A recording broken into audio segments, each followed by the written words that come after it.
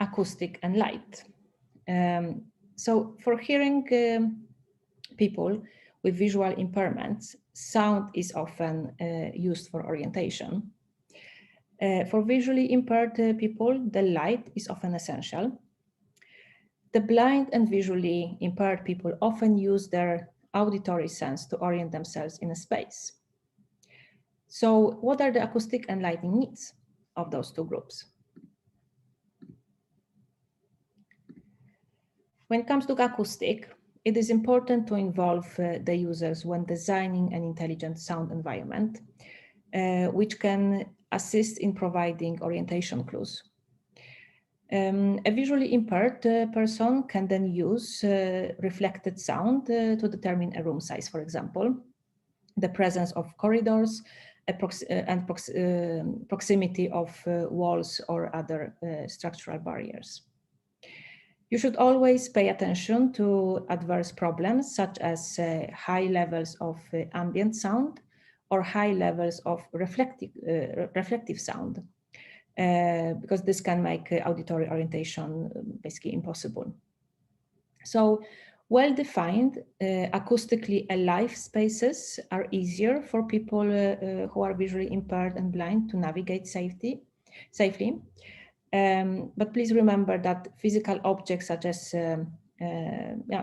escalators, fountains, and elevators can, they can, for example, create useful sounds for the blind or visually impaired person to orient themselves and navigate.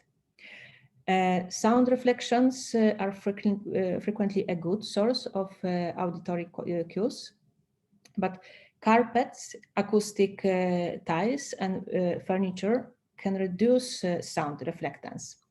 So it is recommended that you use user tests, that you conduct them, so you can ensure correct reverberation, so that people can obtain a feel for the space. Invasive noises sources may mask sounds that are actually intended to provide directional cues. And these noises can be, for example, ventilation ducts or air conditioning units.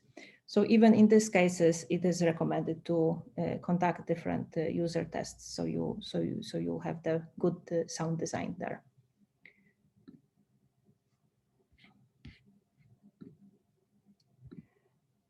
And adequate lighting. So ensuring the adequate lighting may be the most important attention point to organize this physical space for the blind and visually impaired people.